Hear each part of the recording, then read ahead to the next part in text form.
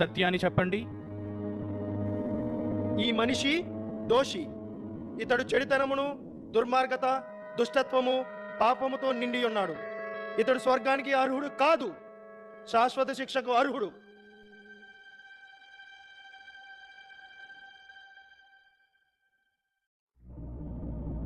ఈ మనిషి కోపం తన హృదయాన్ని ఏలేటట్టుగా చేశాడు.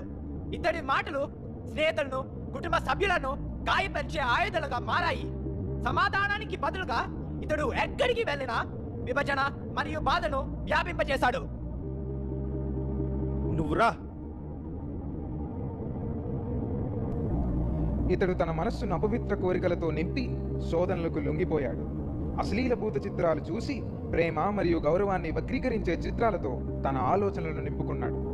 ఇతరులను గౌరవించడానికి బదులు వారిని వస్తువులుగా భావించాడు. ఇతని హృదయం అపవిత్రత చేత బంధించబడింది. ఇప్పుడు నువ్వెళ్ళు. ఇతడు పగను వదులుకోకూడదని గట్టిగా పట్టుకున్నాడు. సమాధాన పడదామని ఇతరులు చూసినప్పటికీ కూడా కనికరానికి బదులు ఇతడు ద్వేషాన్ని ఎంచుకున్నాడు. ఇతని కఠినమైన హృదయము సంబంధాలను పాడు చేసి ప్రేమను అడ్డుకుంది. నువ్వు కూడా వెళ్ళు.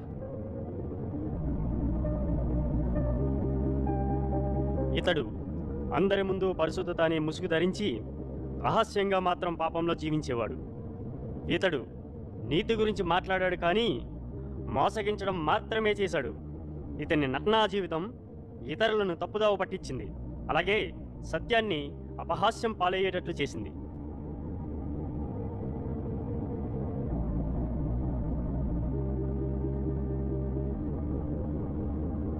ఇతడు అందరికంటే పైగా తనను తాను హెచ్చించుకున్నాడు. ఇతరుల కన్నా తను గొప్పవాడని, తెలివైన వాడని, అర్హుడని తను అనుకున్నాడు. తన అహంకారం తనని దీనత్వానికి గుడ్డివానిగా చేసింది, అలాగే దేవునికి తనను దూరం చేసింది. నువ్వురా. ఇతడు తన సొంత లాభం గురించి మాత్రమే ఆలోచించాడు. అవసరతలో ఉన్న వారి కేకలను, తన పొరుగువారి భారాలను ఎప్పుడూ పట్టించుకోలేదు. ఇతని జీవితంలో అసలు కరుణకు చోటే లేదు. నేనే ముందు అనే భావనతో ఇతని జీవితం అంతా గతించిపోయింది.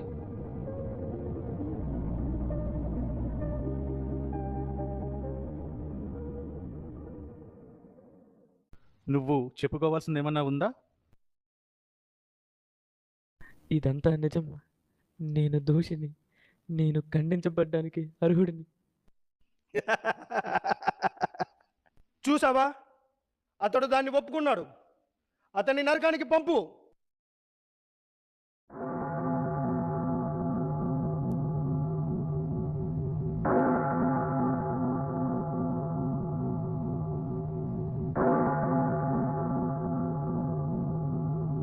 దయచేసి ఆగండి, నేను అతని తరపున మాట్లాడతాను.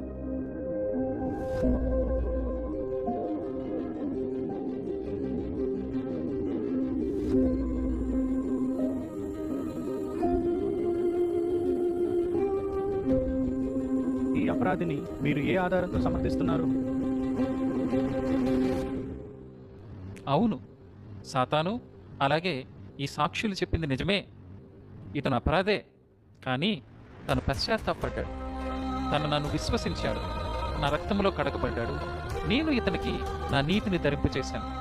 అతని క్రియల ద్వారా కాదు, నా బలియాగం ద్వారా ఇతని పాపాలు క్షమించబడ్డాయి. తాను యోగ్యుడిగా చేయబడ్డాడు.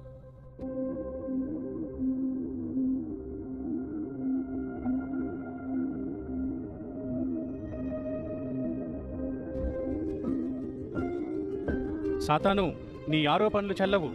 ఈ వ్యక్తి నా కుమారుడి రక్తంతో కడగబడ్డాడు. ఇతడి విషయంలో ఇదే నా అంతిమ తీర్పు. ఇతడు నిర్దోషి. నా సన్నిధిలోని నిత్యానందంలోనికి ప్రవేశించు.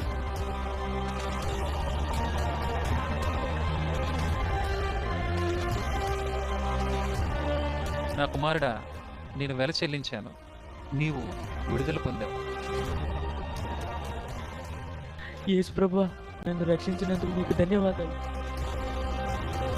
రా, పరలోకములో నీ కొరకు స్థలము సిద్ధము చేయబడింది. ఆ చివరి రోజున ప్రతి ఆత్మ న్యాయాధిపతి ఎదుట నిలబడుతుంది. సాతాను నిందించవచ్చు, పాపాలు సాక్ష్యమివ్వవచ్చు, కానీ యేసు రక్తం మాత్రమే అపరాధం కంటే బిగ్గరగా మాట్లాడుతుంది. మనం పశ్చాత్తాపపడి విశ్వాసంతో జీవిస్తే మన పేర్లు పిలువబడినప్పుడు కూడా ఈ వ్యక్తి నిర్దోషి అనే మాటను వింటాము.